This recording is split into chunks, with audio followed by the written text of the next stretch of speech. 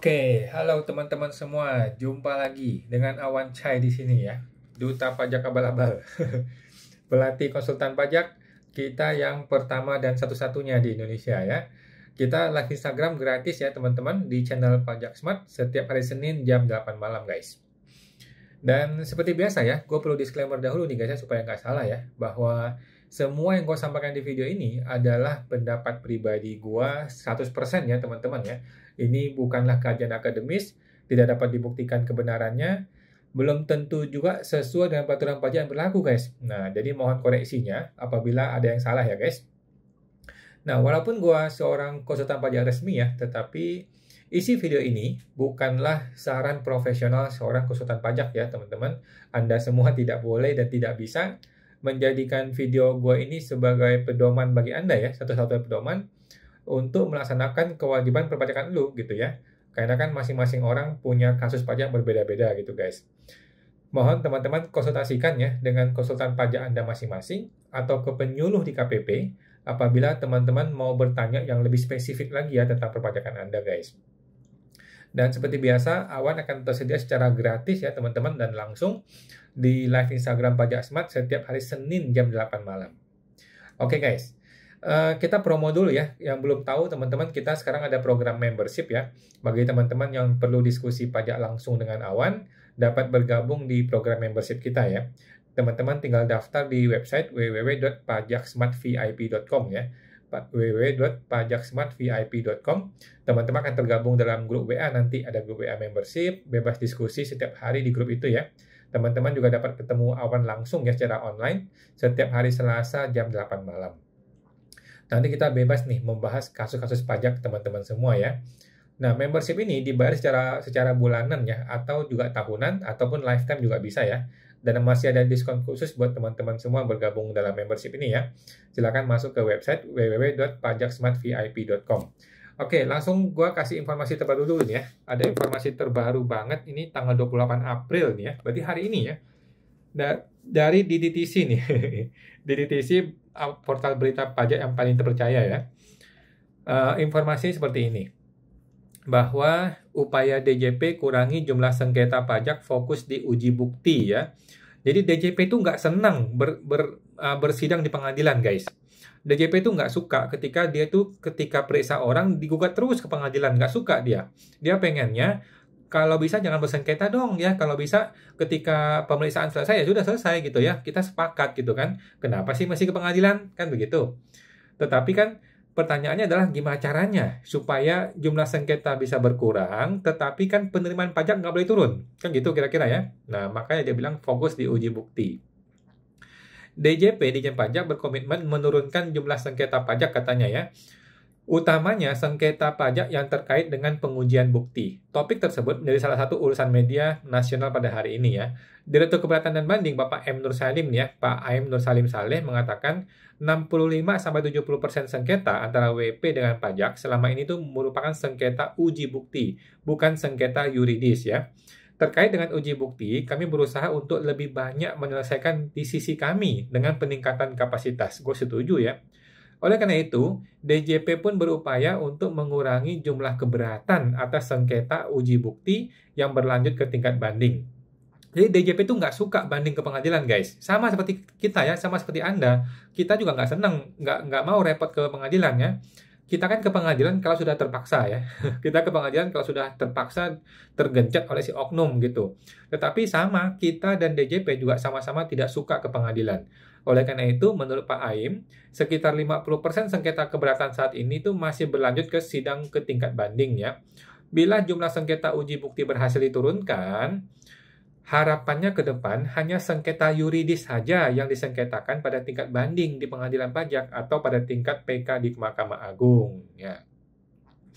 Kalau interpretasi yuridis dengan petugas pajak yang menentukan, kita hanya mencari buktinya lalu menghitung. Kalau interpretasi ya larinya ke sana pengadilan pajak ya. Untuk itu mungkin batasan ini yang perlu menjadi concern kita, kata Bapak Aim. Sebagai informasi ya, pengadilan pajak selaku pengadilan khusus yang menangani sengketa pajak dihadapkan oleh beban sengketa yang sangat-sangat tinggi, luar biasa tinggi teman-teman ya. Tahun lalu aja ada 25.000 anjrit. 25.000 sengketa pajak tahun lalu guys ya. Gila ya. Segitu tidak percayanya masyarakat terhadap si oknum-oknum pajak ini ya. Jumlah itu bla bla bla bla bla bla bla bla bla ya. Oke, gitu teman-teman ya. Jadi DJP pengennya tidak banyak sengketa ke pengadilan. Tetapi pertanyaan gua, apakah DJP menjadi lebih transparan? Jawabannya tidak, gitu kan?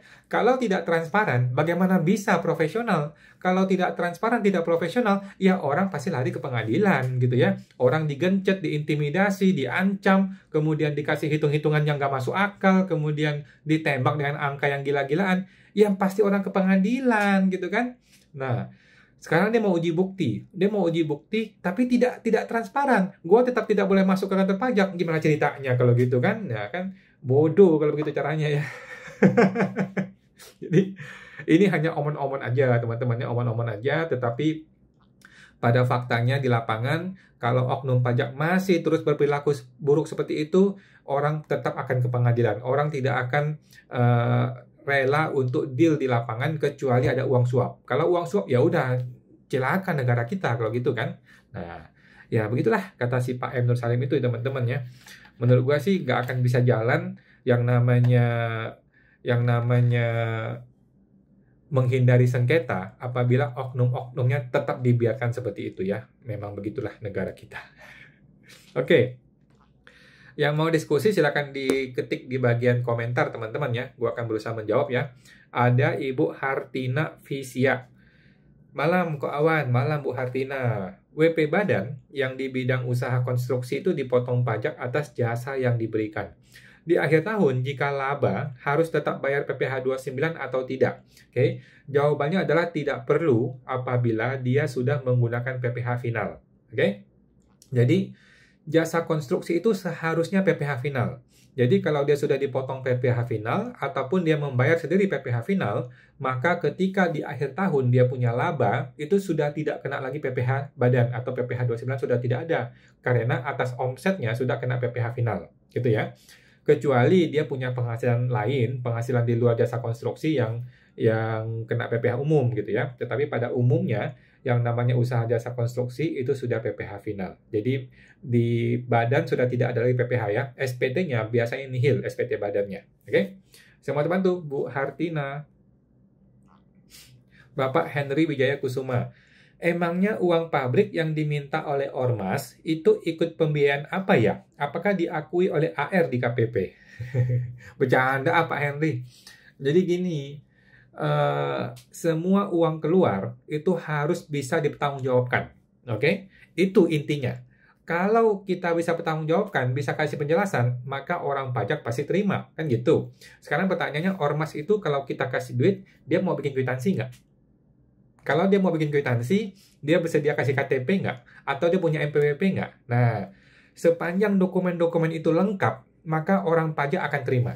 Ya, contohnya kita memberikan kepada Ormas, anggaplah 10 juta gitu ya. Ada kwitansinya, ada KTP-nya, ada NPWP-nya, kemudian dipotong PPh 21 atau 23, maka barang ini menjadi clear. Ini menjadi beban yang boleh dibiayakan. Jadi nggak ada masalah ya. Orang pajak pun tidak akan permasalahkan. Gitu Pak ya. Tetapi masalah muncul kalau kita menggampangkan gitu loh. Kita keluar duit, tetapi kita nggak ada invoice, nggak ada nota, nggak ada NPWP, nggak ada pemotongan kan kita bodoh-bodoh sendiri ya. Kita mencilakai diri sendiri itu loh Pak Henry. Ya, jadi intinya adalah semua uang keluar harus ada nota-notanya, ada dokumennya, dan sepanjang bisa dijelaskan dan dibuktikan, maka AR akan bisa terima. Walaupun itu uang Ormas, walaupun itu uang kasih ke setan juga nggak apa-apa. Yang penting ada notanya, ada tanda terimanya, ada KTP NPWP-nya. Gitu ya, dan ada pemotongan PPh 21-nya. Semua teman-teman Pak Henry Wijaya Kusuma. Ibu Lisa Mona 1183. Malam kok mau tanya. Jika antrian tiket sistem Cortex bisa lihat di menu mana ya kok? Itu telepon ke kering pajak masalahnya nggak ada solusi. Katanya nunggu proses. Jawabannya makasih.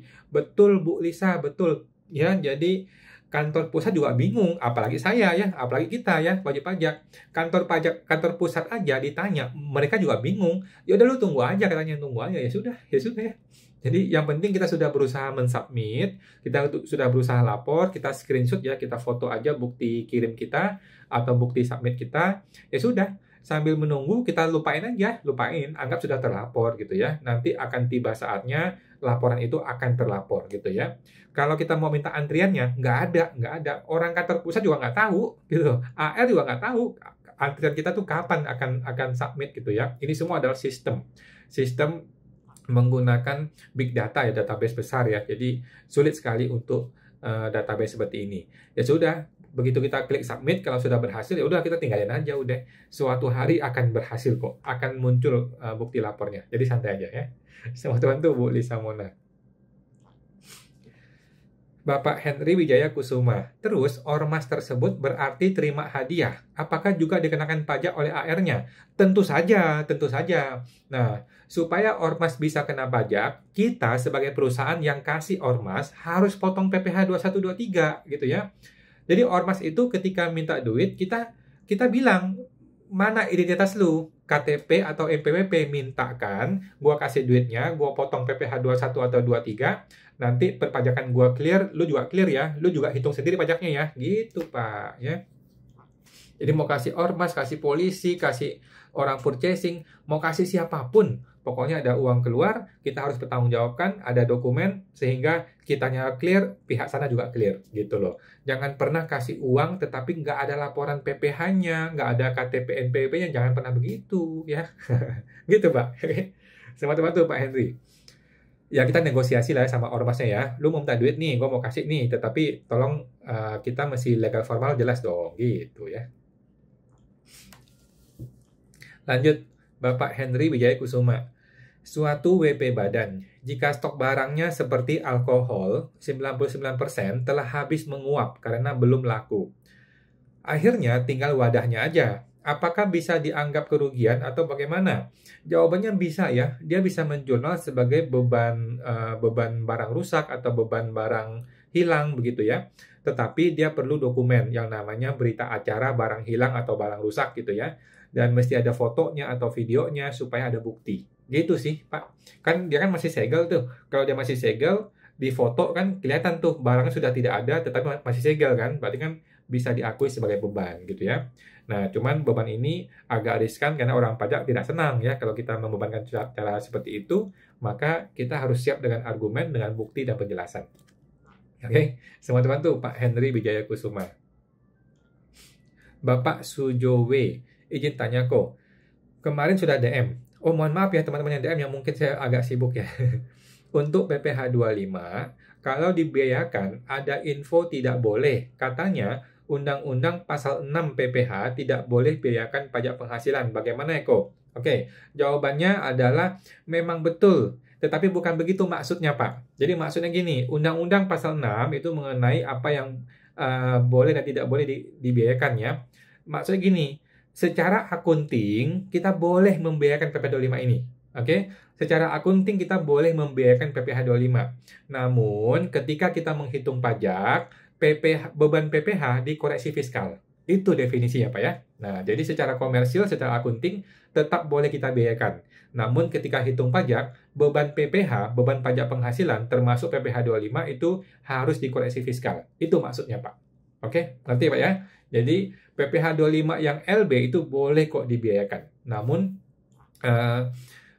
ketika koreksi fiskal dia kena koreksi fiskal. Kira-kira gitu Pak ya. Jadi boleh kok, boleh dibiayakan. Cuman secara pajak ketika hitung fiskal dia dikoreksi fiskal. Sama teman tuh Pak Sujowe.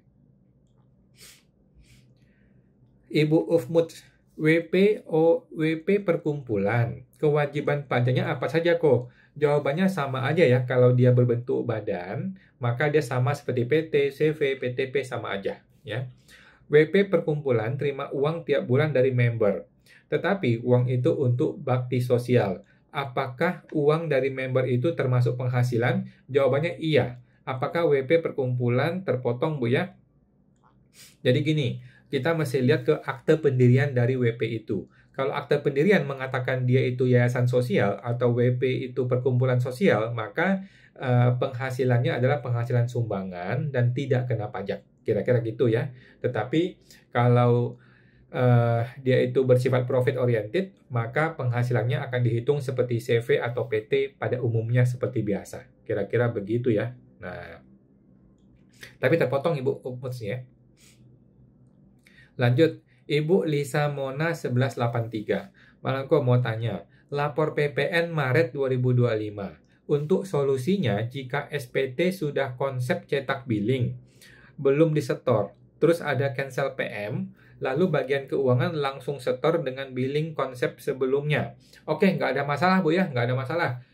Bayar saja dan lapor saja, nanti pembetulan. Oke, nanti boleh melakukan pembetulan di kemudian hari, nggak ada masalah ya. Tetapi ketika billing sudah dicetak, maka sudah harus dibayar, sudah harus dilapor, selesai. Kemudian bikin pembetulan SPT. Ya, pembetulan itu boleh menambah PM, mengurangi PM, terserahlah mau gimana. Nanti tinggal bikin pembetulan SPT masa pembetulannya ya. Nah, selamat bantu Bu Lisa.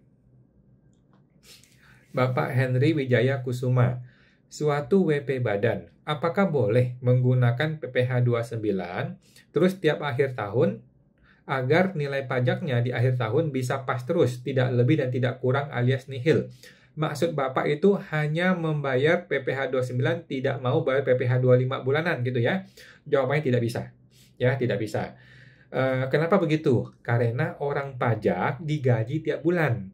Pegawai PNS digaji tiap bulan, bukan digaji setiap tahun, kan gitu. Nah, kalau kita bayar pajak tahunan, nanti PNS gimana gaji bulanannya, kan gitu. Nah, jadi kenapa PP 25 diperlukan? Karena yang pertama untuk lebih ringan bagi kita juga ya, lebih ringan. Bagi si negara juga terbantu, karena negara itu pengeluarannya per bulan, bukan per tahun, kan gitu. Nah, gitu ya. Jadi secara simpel, secara umum, PP 25 harus dibayar, secara umum ya. Nah, konsep seperti itu. Teman-teman tuh Pak Henry Wijaya Kusuma. Bapak Ibu Ufmut, wajib pajak perkumpulan. Ya, wajib pajak perkumpulan kita masih lihat akte pendiriannya, Bu. Kalau akte pendiriannya itu adalah yayasan sosial atau perkumpulan sosial, maka dia tidak kena pajak, semua penghasilannya sumbangan. Tetapi kalau dia profit, maka dia sama seperti CV atau PT biasa. Oke, semua teman tuh Ibu Ufmut. Ibu Lisa Mona, apakah SPT normal itu sekarang nggak bisa lapor, nyangkut ke hall, sudah ke kering pajak dan helpdesk belum ada solusi, gimana ya kok? Makasih. Jawabannya adalah, udah Bu, nggak usah pusing, tinggalin aja. Ya, yang penting Ibu punya buktinya, punya screenshotnya, bahwa saya sudah lapor loh ya, cuman ke hall aja. Gitu aja Bu, udah nggak usah pusing. Ya, nanti aja. Akan tiba waktunya, nanti dia akan terlapor kok, nggak usah khawatir. Yang penting sudah on hold ya, sudah masuk ke sistem, nanti biar kantor pusat aja ngurusin gitu Bu, nggak usah pusing, kita move on aja, kita move on ngerjain hal yang lain. Oke, teman-teman tuh Ibu Lisa Mona 1183. Ibu Gomez 5283, kok numpang tanya, apa maksud dari kas setara kas? Barang apa atau nilai apa yang bisa dikategorikan sebagai kas dan setara kas? Terima kasih kok. Oke, kalau saya Bu ya, kalau saya kas setara kas itu biasanya saya lapor barang nilai tunai, barang dagang ya. Jadi barang dagang kan tidak ada tuh kategorinya di dalam kode barang, kode harta ya. Jadi barang dagang saya akan tulis dengan kode 019 yaitu setara kas lainnya gitu. Itu doang sih kalau saya sih, setara kas lainnya ya. Tetapi sebenarnya ini bebas sebenarnya ya. Setara kas lain itu ibaratnya tong sampah gitu loh. Contohnya, Ibu punya handphone kan nggak dilapor, punya laptop kan nggak dilapor, punya meja, kursi kan nggak dilapor kan. Meja, kursi, handphone dan sebagainya ini kita kumpulin semuanya, kira-kira aja berapa rupiah, kita masukin sebagai setara kas lainnya, selesai gitu ya. Jadi setara kas lain itu tong sampah. Pokoknya selain yang uang tunai, selain deposito, selain yang sudah ada kodenya di situ. Kira-kira gitu ya. Yang kalau saya sih paling gampang adalah barang dagang. Oke. Sama teman tuh Ibu Gomez 5284. Ibu Ina MM47. Malam Bu Ina. Mengenai kredit PPh 25 yang tidak ingin dikreditkan. Tanya ke AR, katanya wajib dikreditkan semua. Itu AR-nya bego, Bu ya. Udah nggak usah dengerin AR ya. Orang bego itu AR-nya ya. Sekolah tinggi-tinggi pada bodoh tuh AR zaman sekarang ya. Tapi di AR Konoha ya, bukan di Indonesia ya. Katanya wajib dikreditkan semua. Tanya aturan, dikasih Undang-Undang PPh pasal 6 dan 9.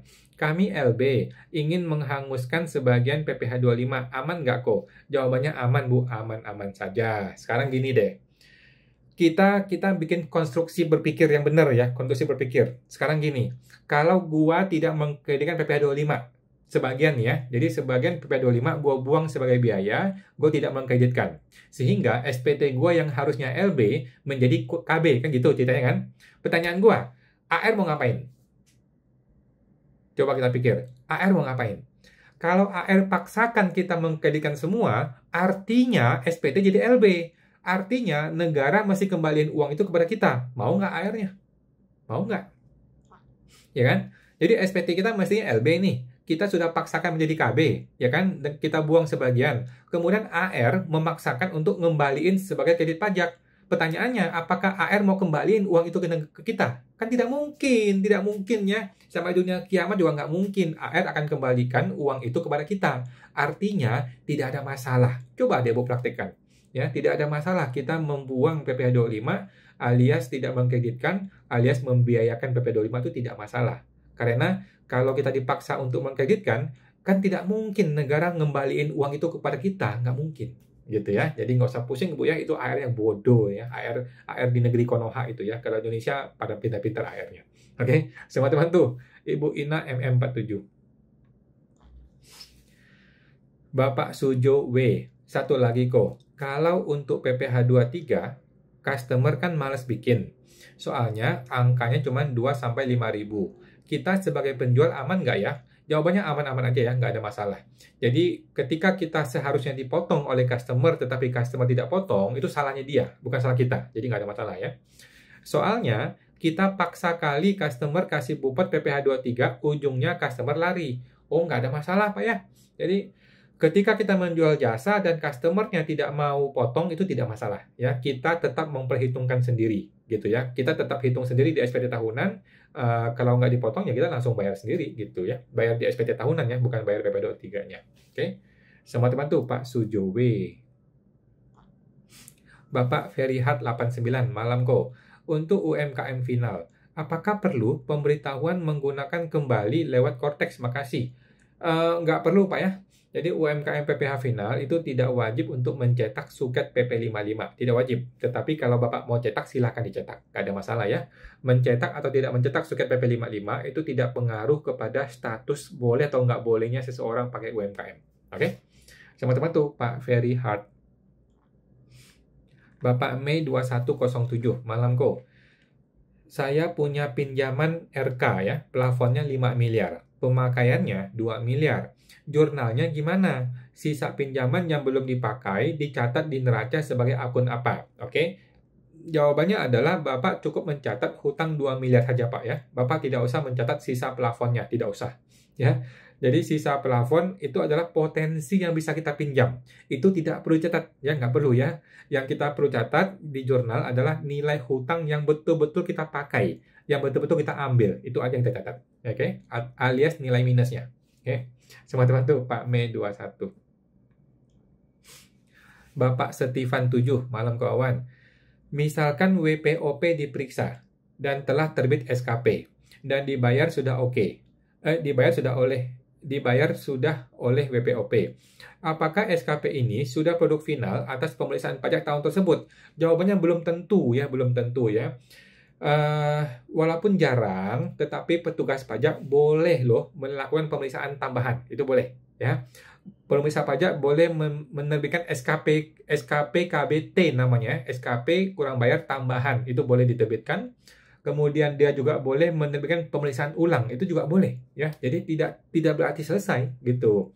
Selama masih jangka waktu 5 tahun, orang pajak masih boleh periksa kita gitu ya. Itu intinya, tetapi jarang terjadi, jarang sekali ya. Biasanya dia move on, bahkan tahun-tahun berikutnya masih ada kan, masih banyak potensi yang bisa digarap gitu ya. Tetapi kita sebagai warga negara yang paham hukum mesti tahu bahwa tidak ada jaminan. Selama 5 tahun masih berlaku, tidak ada jaminan kita nggak akan diperiksa. Walaupun sudah terbit SKP. Gitu ya. Cuman jarang, hampir nggak pernah kejadian. Semua teman tuh Pak Setivan 7. Bapak Setivan, apakah ke depannya masih bisa diperiksa lagi atas tahun yang sama? Jawabannya masih bisa. masih bisa dan masih boleh. Cuman jarang terjadi, bahkan nggak pernah terjadi. Ya, cuma secara hukum boleh ya. Sama teman tuh Pak Setifan. Ibu Lina MM47. Kata orang pajak, PPh 25 yang sudah dibayar, kalau nggak dikreditkan, semua akan alert ke AR dan ya terserah dia mau alert atau nggak, terserah lah. Ya. Itu AR yang pada goblok ya zaman sekarang ini ya. Jadi gini, kita kan tidak mau LB, ya. Kita tidak mau LB kan. Cuma ada dua cara, ya. Cara pertama adalah mengkreditkan semua, cara kedua adalah tidak mengkreditkan sebagian, kan gitu. Kalau kreditkan semua, kita jadi LB, itu udah pasti diperiksa, ya kan? Cara kedua adalah kita mengkreditkan sebagian. Kalau kita mengkreditkan sebagian, bisa diperiksa, bisa nggak diperiksa, kan gitu. Ya nggak ada masalah, gitu, nggak ada masalah. Mau dia alert ke, mau dia pemeriksaan ke, mau SP2DK, terserah dia, nggak ada masalah. Oke, sama teman tuh Bu Ina. Yang penting kita kuat penjelasannya ya. Kita harus siap untuk menjelaskan kalau memang dipanggil nantinya. Ibu Lili Francine. Kawan malam. Ya, malam Bu Lili. Kalau perusahaan mau tutup secara pajak, apakah yang harus diperhatikan? Jawabannya tidak perlu ditutup secara pajak, Bu ya. Jadi perusahaan itu kalau mau stop operasional ya udah stop aja gitu.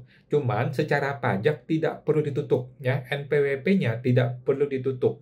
Kenapa begitu? Karena mencabut NPWP akan terjadi pemeriksaan pajak ya. Mencabut NPWP akan terjadi pemeriksaan pajak, itu pasti ya Bu Lili ya. Jadi jangan melakukan penuntutan NPWP. Jadi kalau perusahaannya mau berhenti ya berhenti aja, udah nggak usah dagang, selesai gitu, nggak usah bayar pajak lagi, tetapi tetap lapor ya, tetap lapor SPT tahunan. Udah gitu aja, setahun satu kali lapor nihil, selesai. Nah, semua teman tuh Bu Lili Francine, Bapak Mei 2107.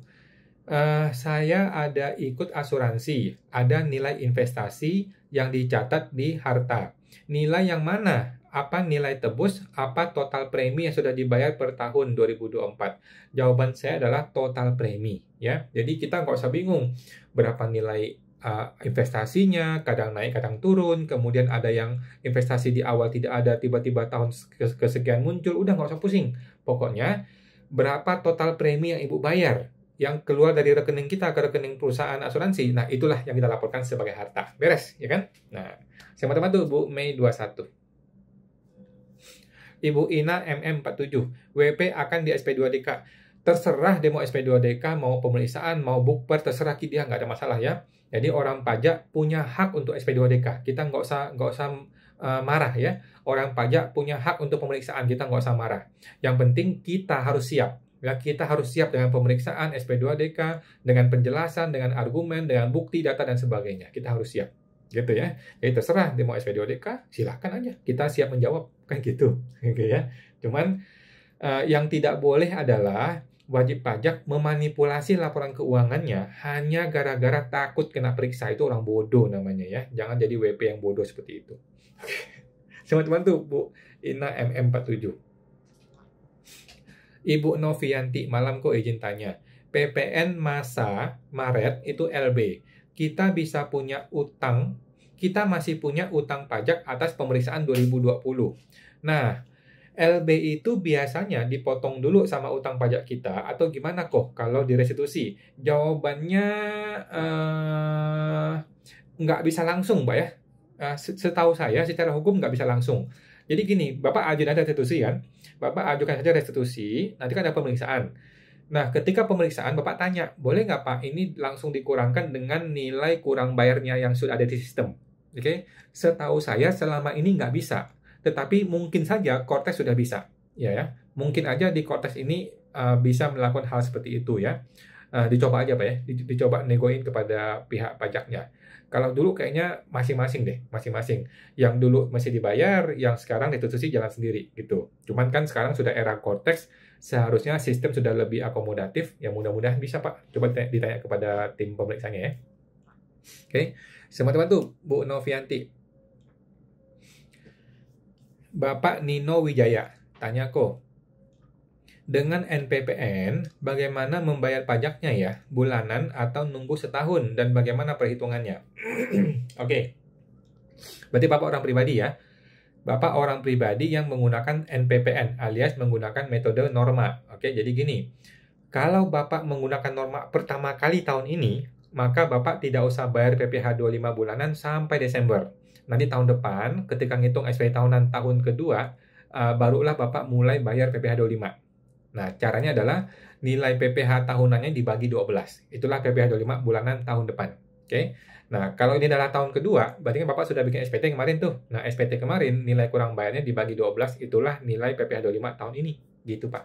Jadi tahun pertama orang menggunakan NPPN itu tidak perlu membayar PPh 25 bulanan di tahun pertama ya. Nanti tahun kedua baru bayar. Oke. Sama teman tuh, Ibu Bapak Nino Wijaya. Ibu Ufmuts, apakah WP perkumpulan bisa final? Final ya. Paling gampang bikin PT, Bu ya. Paling gampang bikin PT itu udah pasti bisa final. Kalau perkumpulan bisa final atau enggak? Saya rasa sih bisa, Bu ya. Saya rasa bisa.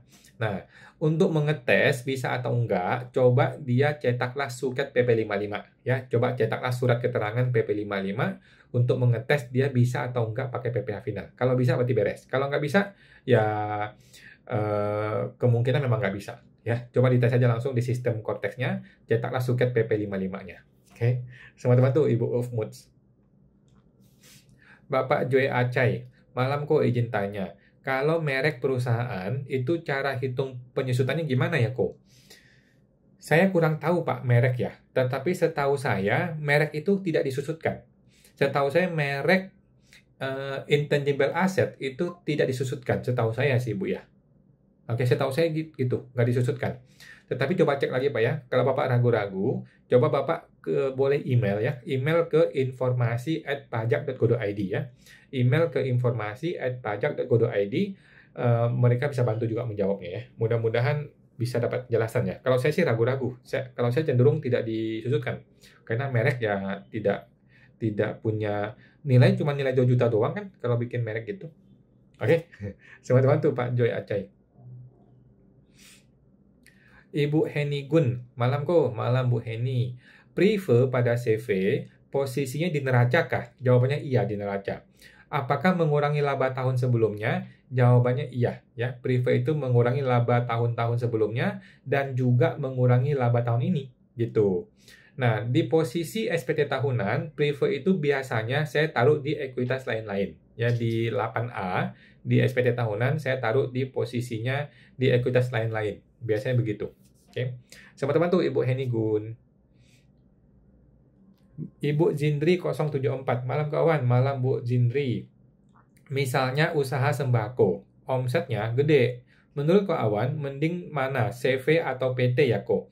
Menurut saya mendingan CV ya. Kalau dia jual sembako, udah CV aja gitu. Kalau dia ada unsur jasanya, maka mending ke PT. Kira-kira gitu sih ya. Sama-sama tuh Bu Zindri. Ibu Novianti, izin tanya lagi kok. Perusahaan kena sita, oh ya? Dan yang disita adalah harta direkturnya. Tetapi di SPTOP, harta tersebut belum dilaporkan karena belum balik nama. Apakah perlu pembetulan SPTOP? Nggak usah, Bu, nggak usah. Nggak usah. Ini kan kena sita bukan oleh pajak ya, oleh pihak lain ya. Oke, disita oleh bank gitu ya. Kemudian di SPT kita belum dilapor, ya sudah nggak usah pembetulan. Ngapain pembetulan? Kan itu harta belum ada di pajak kita, di SPT kita. Jadi tidak usah pembetulan. Oke, sama teman tuh Bu Novianti. Ibu Heni Gun, kok tadi lapor e-form badan, cuma belum ada submit berhasil tiba-tiba error. Tapi mau submit ulang, iseng-iseng coba cek di DJP online sudah terima BPE. Begitu juga di email sudah ada. Apakah itu artinya sudah pasti terima kok atau perlu disubmit ulang? Jawabannya sudah pasti terima, Bu ya. Jadi sudah bisa, itu sudah berhasil. Walaupun kita terlihatnya error tetapi sudah ada BPE, artinya sudah berhasil lapor. Apalagi sudah di email ya, sudah pasti oke. Oke, jadi sudah aman Bu, sudah aman ya, tinggal diarsip saja ya, diarsip dan move on. Oke. Semua teman tuh Bu Eni Gun. Bapak Hendra Basuki. Malam kok Awan, malam Pak Hendra. mau tanya, aspek PPN bila PT jual aset berupa ruko kepada orang pribadi yang non-PKP. Terima kasih. Setahu saya Pak ya, setahu saya PPN tetap dibayar seperti biasa. Ya, setahu saya tidak ada perbedaan. PPN tetap dibayar seperti biasa. Oke. Sama teman tuh Pak Hendra. Ketika kita PKP, kita mesti terbitin PPN walaupun yang beli itu non-PKP. Oke. Ibu Rence 88 nih. Malam kawan, saya mau tanya. Kalau tester makanan kepada customer, apakah itu objek PPh pasal 23? Saya rasa iya, Bu. Akan lebih aman kalau kita potong PPh 21 atau 23 gitu ya. Akan lebih aman. Ya, kan itu masuk biaya promosi, kemudian menggunakan daftar nominatif kan. Sebenarnya sih kalau ada daftar nominatif itu PPN dibayar tetapi PPh tidak perlu dipotong gitu. Cuman seringkali pihak pajak tuh ribut gitu ya, sehingga akan jauh lebih aman kalau Ibu memotong PPh 21, 23. Nah, namun bermasalah karena nggak ada NPWP, kan gitu. Kalau nggak ada NPWP gimana tuh? Jadi, ya sudah, kalau memang diperiksa kita mesti berani berargumen ya, bahwa itu memang ada daftar nominatif. Gitu. Semangat teman tuh Bu Rence 88. Ibu Lili Francine, malam kawan. Perusahaan di kawasan berikat itu tidak perlu PKP. Saat menjual WP badan di luar kawasan berikat tetap tidak. Saat menjual WP badan di luar kawasan berikat tetap tidak. Terpotong. Terpotong ya. Tetap tidak PKP ya. Setahu saya sih tetap enggak sih Pak ya. Setahu saya tetap enggak sih. Kecuali kalau pihak luar jual ke dalam ya. Kalau pihak luar jual ke dalam juga nggak perlu sih. Juga nggak perlu PKP sih. Seharusnya begitu Bu ya. Oke. Sama teman tuh Bu Lili. Ibu Ufmuts, di akte tertulis perkumpulan untuk sosial. Terus kalau sosial gitu, apakah tetap perlu dibikin pembukuan ya kok? Jawabannya wajib ya, wajib. Baik dia itu perkumpulan maupun yayasan dan sebagainya, tetap dia wajib bikin pembukuan. Karena dia bukan orang pribadi ya. Kalau orang pribadi tidak wajib pembukuan, tetapi kalau dia badan atau perkumpulan dia wajib bikin pembukuan. Oke. Banknya itu untuk perkumpulan harus dilapor di 1771, jawabannya wajib ya, wajib. Jadi perlakukanlah perkumpulan ini sama seperti CV, sama seperti PT. Wajib pembukuan, PPh-nya clear, semuanya mesti dilapor. Kecuali penghasilannya itu memang tidak kena pajak karena dia kan sosial. Kira-kira gitu ya. Selamat tuh Ibu Ufmuts. Bapak Stefan 7, kok izin tanya. Kalau mau penutupan atau pembubaran PTP dan mau penghapusan NPWP, yang diperiksa pajak itu tahun terakhir atau 5 tahun terakhir? Jawabannya adalah terserah orang pajak, ya suka-suka dia. Mau 1 tahun boleh, mau 2 tahun boleh, 3 boleh, 4 boleh, 5 boleh. Jadi orang pajak punya kebebasan, terserah dia, ya. Terserah dia mau periksa berapa tahun, ya. Jadi saran saya jangan tutup PTP atau PT ya, tidak usah melakukan pembubaran PTP, nggak usah lapor nihil setiap tahun saja gitu ya. Nah, sama teman tuh Pak Stefan 7. Ibu Ratna Vio, Pak Awan mau tanya, untuk perusahaan forwarding yang terima pendapatan dari komisi, apakah bisa pakai PPh final 0,5%? Oke, jadi gini Bu, kalau dia pakai PT atau PTP, maka dia boleh pakai PPh final UMKM 0,5%. Tetapi kalau dia CV, agak ragu-ragu gitu ya. Jadi lebih baik bikinlah PT atau PTP, itu sudah pasti bisa PPh final 0,5%. Oke, sama-sama tuh Ibu Ratna Vio. Ibu Ufmuts, di akte tertulis modal 10 juta, tetapi realnya nggak ada modal itu. Apakah perlu dimasukin ke 1671 kok? Maksudnya 1771 ya? Nah, menurut saya perlu deh Bu ya. Karena kan di akte sudah tertulis tuh modal 10 juta. Itu tetap harus tertulis ya. Tetap masih tertulis dan tetap harus muncul piutang pemegang saham atau piutang pendiri anggotanya. Kira-kira seperti itu. Gitu ya. Ya udah biarin aja piutang itu tetap ada di situ, nggak masalah gitu ya. Karena sudah ada di akte soalnya. Oke. Teman-teman tuh Ibu Ufmuts. Lanjut, Bapak Nil Roy Sanjaya. Malam kok, malam Pak Sanjaya. 2024 pengajuan restitusi, tetapi belum ada keputusan dan malah diperiksa dulu laporan SPT 2024. Padahal baru bulan lalu dilaporkan. Memang seperti itu kok, terima kasih. Jawabannya memang seperti itu ya. Orang pajak itu punya kebebasan, suka-suka dia. Mau melakukan pemeriksaan itu haknya dia dan itu kewenangannya dia. Dan kita tidak perlu marah-marah ya. Kita harus kooperatif dan mengikuti pemeriksaan itu. Gitu deh. Memang gitu Pak. Jadi ketika kita mengajukan restitusi memang salah satu efeknya adalah pemeriksaan ya. Jadi kita harus siap, kita harus menerima pemeriksaan ini dan memberikan argumen, penjelasan, data, bukti sampai restitusi ini beres. Oke? Semoga teman tuh Ibu Bapak Nilroy Sanjaya. Bapak Andreas Taulani, makasih kawan sebelumnya sama-sama. Bapak Ardan Syuhadasyah. Malam malam Pak Ardan. Apakah aset leasing beban penyusutannya dikoreksi positif dan angsuran pokoknya dikoreksi negatif? Saya rasa tidak ya, saya rasa tidak. Yang namanya aset leasing, beban bunganya boleh dibayarkan, penyusutannya boleh dibayarkan, kemudian angsuran pokok juga boleh aja. Jadi nggak ada masalah ya. Yang penting aset itu memang dipakai untuk keperluan perusahaan. Kira-kira gitu. Oke. Semua teman tuh Bapak Ardan Syuf. Bapak Zindri 074. Malam kawan.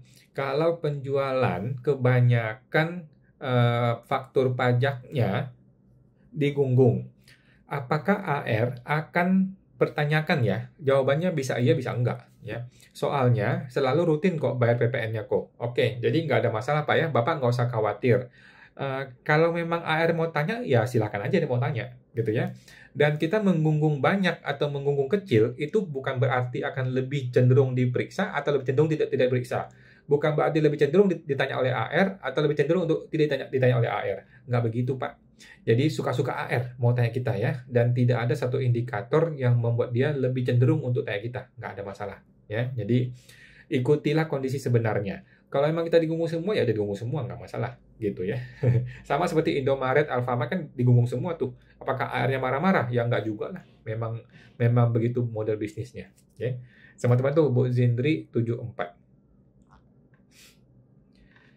Bapak, Ibu Tan Lili T. Malam kok, jika orang pribadi sudah tidak bisa 0,5%. Usahanya mau digabung di CV, di mana orang pribadi menjadi direktur. Bagaimana pelaporan pajak orang pribadi jika usahanya digabung di CV tersebut? Jawabannya tetap lapor seperti biasa, cuman sudah tidak ada omset. Udah, gitu aja Bu ya. Jadi si orang pribadi ini tetap lapor pajak seperti biasa, SPD tahunan seperti biasa, lapor harta, lapor anggota keluarga, lapor penghasilan, kecuali di bagian PPh finalnya sudah tidak ada. Udah, gitu doang.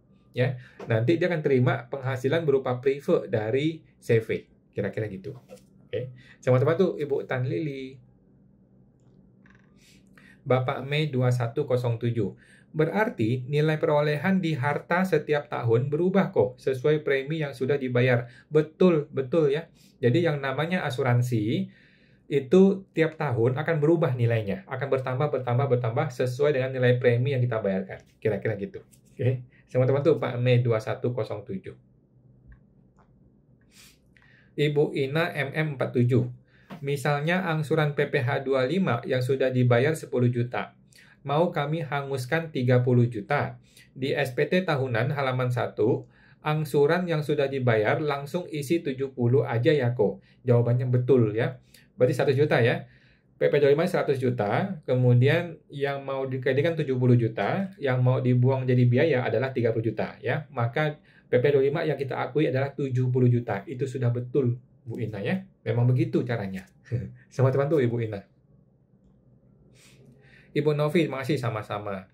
Ibu Klasika Kala, kok mau tanya, apakah sekarang udah nggak bisa PBK kok kalau ada pembetulan SPT PPh 23 di tahun 2024?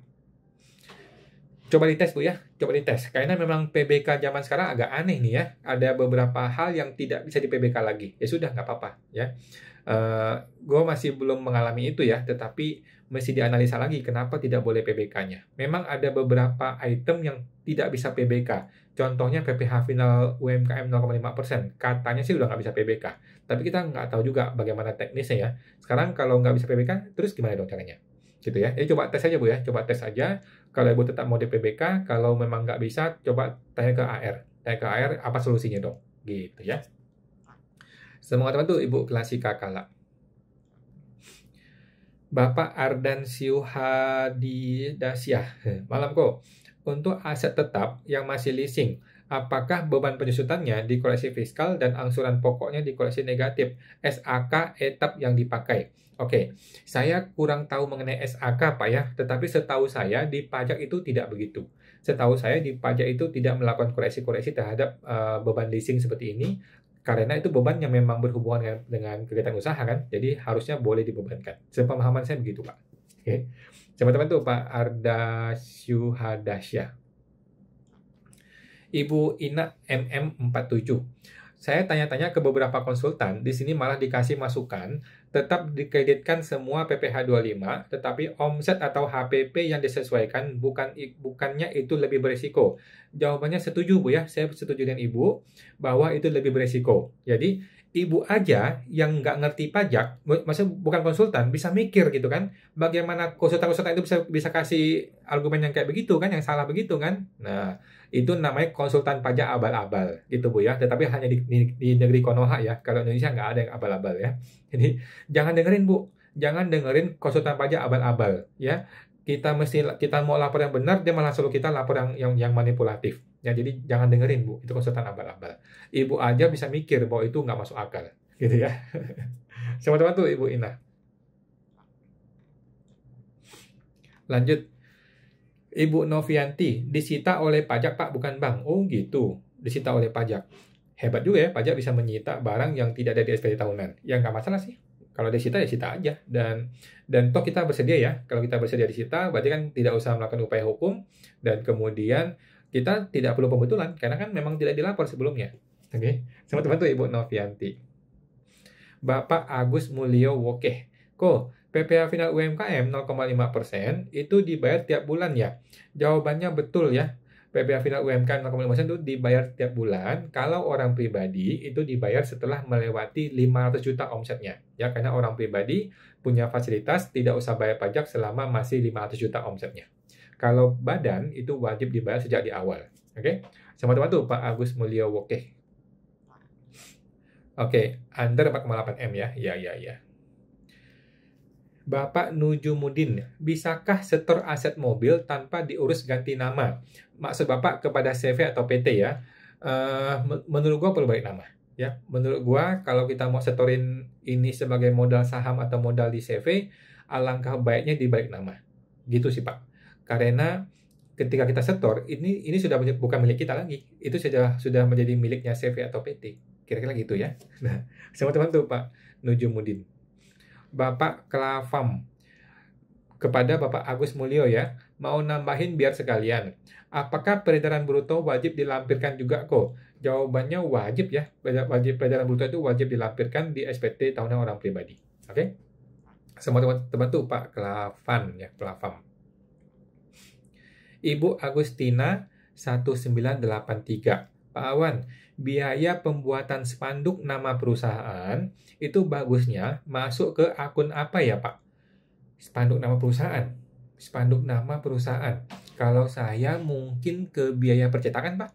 Mungkin ke biaya percetakan. Kalau enggak ya ke biaya perlengkapan kantor gitu ya. Biaya perlengkapan kantor atau biaya percetakan. Kira-kira gitu. Bebas aja sih Pak. Bebas aja Bu. Sama teman tuh Bu Agus. Ibu Ana Albi. Malam kawan, Ibu Anai. Izin tanya, belum punya NPWP tapi sudah ada aset. Rencana mau bikin NPWP dan mendirikan PT. Gimana tes planning yang lebih efektif? Mohon pencerahannya kok. Oke, jadi gini Bu, untuk tes planning ini, saya perlu tahu dulu beberapa aset ini bentuknya apa, nilainya berapa rupiah. Itu dulu deh, kita masih tahu. Oke, alangkah baiknya Ibu gabung ke membership kita ya. Gabung ke membership, nanti tinggal kita ketemu di hari Selasa ya. Besok malam kita ketemu kalau teman-teman membership ya, untuk kita diskusikan. Jadi intinya Untuk pembetulan SPT mundur atau lapor SPT mundur untuk MPP baru, kita mesti lihat dulu berapa nilai hartanya. Kalau nilainya kecil ya nggak usah lapor mundur, tetapi kalau nilainya besar mungkin perlu lapor mundur. Oke, teman-teman tuh Bu Ana Albi. Kemudian Bapak Andreas Taulani. Pertanyaan saya tadi terlewat ya. Mohon maaf ya Pak Andreas, mungkin ini gara-gara internet kadang-kadang Pak ya. Coba dipastikan lagi Pak ya, di copy paste lagi ya. Kadang-kadang memang gitu, internetnya suka error. Jadi kadang kelewat gitu ya. Mohon maaf ya Pak Andreas ya. Coba ketik lagi ya. Makasih Pak Andreas. Bapak Devin SV, halo bro, halo. Malam semuanya. Bapak Mei 21, terima kasih sama-sama Ibu Kristiaime, waktu buat akte PT itu tertulis modal lumayan besar. Padahal tidak ada modal yang disetor. Oke, PT juga tidak beroperasi sampai dengan sekarang. Bagaimana itu kalau nantinya penutupan PT di kemudian hari, apakah tidak dipertanyakan uang tersebut? Jawabannya bisa dipertanyakan ya. Jadi bisa dipertanyakan dan kita mesti menjawab apa adanya ya. Kita tinggal jawab aja bahwa uang itu memang belum pernah saya setorkan, gitu aja, nggak ada masalah ya. Gitu ya. Cuman MPWP nggak usah tutup Bu ya. MPWP nggak usah tutup, karena tutup MPWP akan ada pemeriksaan. Jadi gara-gara namanya. Sama teman tuh Bu Kristiaime. Bapak Andreas Taulani, malam Anak saya baru lulus sebagai dokter dan dia mau magang dengan pemerintah. Jadi dia perlu bikin MPWP. Tetapi karena anak ini mau ikut orang tuanya sambil dagang, mau ikut PPh final 7 tahun. NPWP yang dipakai satu aja atau pilih gimana ya? Satu aja Bu ya, satu aja Pak. Jadi kalau dia mau dagang juga ya sudah, berarti kan NPWP dia itu punya 2 usaha. Satu sebagai pedagang, satu sebagai karyawan di pemerintahan, sebagai dokternya. Kira-kira gitu ya. Jadi nggak ada masalah. Satu orang pribadi boleh punya beberapa penghasilan nggak ada masalah. Oke, sama-sama tuh Pak Andreas Taulani. Lanjut, Bapak Andreas. Ini awan tadi yang terlewat. Oh oke, sudah ya Pak ya. Oke, thank you Pak. Bapak Mei 2107. Ada yang berpendapat di Google nilai asuransi yang dimasukkan adalah nilai tebus Maaf karena masih awam jadi bingung. Oke, lupakan aja Pak ya, itu Google-nya bego. Udah. Jadi gini, kita masih mikir begini. Ketika kita keluar uang 100.000, maka harus ada kecocokan dengan harta yang lain 100.000, gitu ya. Ketika kita bayar premi 100.000, maka harus ada, kan uang keluar nih, harus ada harta yang lain yang cocok yang menggantikan ini, yaitu namanya harta yang namanya asuransi senilai 100.000, gitu loh. Bukan nilai tebus, bukan nilai investasi, bukan nilai tunai, bukan nilai aneh-aneh, gitu ya. Tetapi senilai premi. Karena harta itu harus seimbang kan? Harta itu harus seimbang. Uang yang keluar harus digantikan dengan harta yang baru yang dengan nilai yang sama. Kira-kira begitu logikanya. Oke. Sama teman tuh Pak Mei 21. Lanjut. Bapak Sujowe. Untuk di Cortex, untuk download sekaligus faktur pajak sudah ada cara belum ya? Atau masih pakai cara kita coding sendiri itu? Saya kurang tahu Pak ya. Setahu saya sudah bisa Pak. Setahu saya sudah bisa ya. Coba Bapak otak-atik lagi ya. Setahu saya sudah bisa. Sudah ada caranya. Sudah nggak perlu pakai coding aneh-aneh. Gitu ya. Teman-teman tuh Pak Sujowe. Bapak Sujowe. Soalnya sering tidak bisa mendownload semua yang kita checklist. Oke. Coba dites Pak ya. Coba dites lagi. Setahu saya bisa sih ya. Oke. Bapak FCR. Halo Bang. Halo Pak FCR. Bapak Gregorius Kusuma, malam kawan mau tanya, apakah betul kalau ada LBPPN masa Desember karena Cortex tidak direstitusi, apakah ada potensi kena periksa pajak? Terima kasih kawan. Jawabannya tidak juga ya, tidak juga. Bisa kena periksa, bisa juga tidak kena periksa. Jadi nggak ada masalah. Jadi LBPPN masa Desember silahkan dibiarin LP dan kemudian dikompensasi ke masa berikutnya di masa Januari. Tidak masalah ya. Tidak perlu melakukan manipulasi apapun untuk mengubah itu. Oke. Sama-sama tuh Pak Gregorius Kusuma. Ibu Nino Wijaya. Tanya WPOP yang kemarin ikut UMKM 0,5%. Oke, bagaimana Bu? Terpotong pertanyaannya apa? Oke, Bapak FCR, saya mau nanya terkait pajak sewa bangunan untuk badan. Bagaimana Pak FCR? Terpotongnya lagi ya. Bapak Ibu Henigun, kok di lampiran 1A, aset yang nilai buku 0 tetap dimasukkan atau tidak? Jawabannya tetap dimasukkannya. Selama aset itu masih ada, maka tetap dilapor di 1A. Jangan sampai nggak terlapor. Kalau nggak terlapor, dianggap dijual. Oke. Thank you, Bu Henigun. Bapak FCR HS, di pelaporan SPD tahunan, gimana Bu? Sewa bangunan untuk badan di SPD tahunan. Nggak ada masalah ya, nggak ada masalah. Masalahnya gimana? Jadi Ibu masih beresin di akunting dulu ya. Ibu masih beresin di akunting dulu, baru di input di SPD tahunan. Jadi akunting adalah kunci dari segala-galanya ini. Oke. Thank you Bu FCR. Bapak Chan Mei 75, malam kawan, malam Ibu Chan Mei. Kalau tahun ini omset turun, jadi ada kelebihan kredit PPh 23 yang tidak terpakai. Apakah di lembar lanjutan 2 untuk hitung cicilan PPh 25 tahun depan, PPh 23 sebagai pengurang boleh diisi semua? Jawabannya boleh, boleh-boleh saja ya. Jadi kalau PPh 23-nya aja sudah LB, maka tahun depan PPh 25 sudah tidak ada. Sudah nol ya, kira-kira gitu. Semua teman tuh Pak Ibu Chen Mei 75. Bapak Mei, thanks kok, sama-sama. Ibu Ina, makasih kok, sama-sama. Thank you. Oke teman-teman, tinggal 5 menit ya, masih belum ada pertanyaan lagi nih ya. Ada lagi pertanyaan ya. Kalau ada silakan teman-teman ditanyain ya. Ada dari Bapak FCRHS yang membayar penyewa atau pemberi sewa ya Pak. Oke, jadi gini, yang namanya sewa itu, jika penyewanya adalah badan, maka si penyewa ini yang memotong PPh final 10% atas sewa. Oke, jika penyewanya adalah orang pribadi, maka PPh-nya dibayar sendiri oleh yang punya bangunan. Kira-kira gitu ya. Jika penyewanya badan, maka penyewa ini potong PPh 10%. Jika penyewa ini orang pribadi, maka dia tidak potong, tetapi dibayar sendiri oleh si pemilik bangunan. Kira-kira gitu. Oke. Semoga terbantu Ibu FCRHS. Ibu ML Feli, malam kok, kirim ulang pertanyaan. Bagaimana Bu? Silakan diketik ulang ya. Ibu Uhmuts, makasih kok, sama-sama. Bapak Ibu Chen Mei 75, kok, kalau overleasing terhutang pajak apa saja? Oke, overleasing itu maksudnya over credit ya. Kalau over credit itu tidak ada profit, maka tidak ada pajak. Kan gitu. Tetapi kalau over credit itu ada untungnya, ada pajaknya, maka akan ada pajaknya. Kira-kira gitu. Tapi biasanya sih rugi ya. Kalau rugi ya udah nggak ada pajaknya. Oke. Sama teman-teman Bu Chan Mei. Bapak Nujumudin. Terpotong. Kalau menjalankan bisnis jenis usaha baru konstruksi, tetapi belum ada di KBLI pada akte, apakah bisa kok? Jawabannya bisa, Pak. Jawabannya bisa, tetapi kan Bapak jadi tidak punya izin nih. Kalau Bapak tidak punya izin, maka kena yang mahal, yang kalau nggak salah 4% ya, 4 atau 6% gitu deh. Jadi kena yang mahal. Jadi segera diurus izinnya, Pak ya. Sama-sama tuh, Pak Nujumudin. Bapak FCR HS, makasih Pak, sama-sama. Bapak Solihino, kok untuk angsuran PPh badan yang final dengan menggunakan jenisnya 28420. Apakah sebagai PPh final pasal 4 ayat 2 dan setor tanggal berapa? Iya betul Pak ya. Jadi betul ya.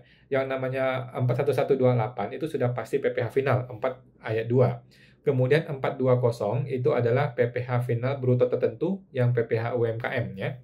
Dan setor tanggal berapa? Tanggal 15 Pak ya. Maksimal tanggal 15 bulan berikutnya.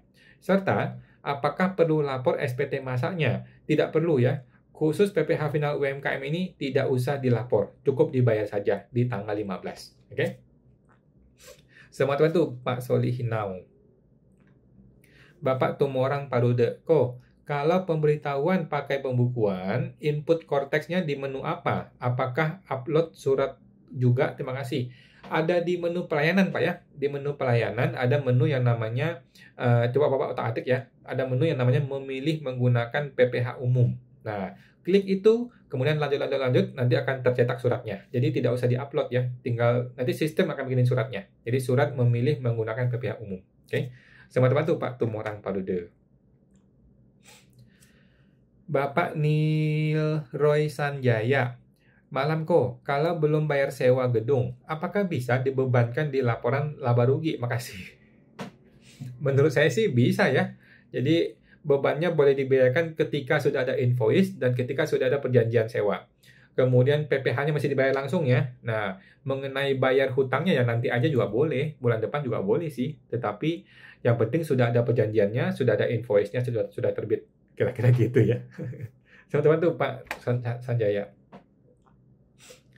Bapak BRK SMD, UMKM 2025 apakah masih 0,5%? Jawabannya masih ya, masih sampai Desember 2025. Kan katanya diperpanjang. Iya betul ya, memang diperpanjang ya sampai Desember 2025. Teman-teman tuh Pak BRK SMD. Bapak Chanmei 275, kok yang over leasing itu nggak kena PPN atas penyerahan barangnya seperti jual? Nah lo. Saya rasa sih enggak ya. Saya rasa enggak. Tapi coba dikomunikasikan dengan pihak leasing ya. Ini mesti berhubungan dengan pihak leasing. Karena kan ini kita PKP, tentu ini berhubungan dengan leasing ya. Saya rasa sih enggak ya. Tapi coba cek lagi ya. Semua teman tuh Pak Ibu Chanmei 75. Oke teman-teman, ini sudah jam 9 lewat ya. Kita akan tampung dulu ya. Dan akan gua jawab di video YouTube ya. Di YouTube-nya Pajak Smart ya. Karena kita ada meeting lagi. Kita tampung dulu ya. Ada Ibu Tania Anggi 86. Kemudian ada Bapak MGS Variet, ada Bapak Gregorius Kusuma, Bapak Tumorang Sieseko. Terima kasih sama-sama. Oke teman-teman ya, kita akan tampung yang belum dijawab, akan gue jawab di YouTube ya. Makasih semuanya, kita jumpa lagi di hari Senin depan jam 8 malam. Sampai jumpa semuanya, makasih. Mari.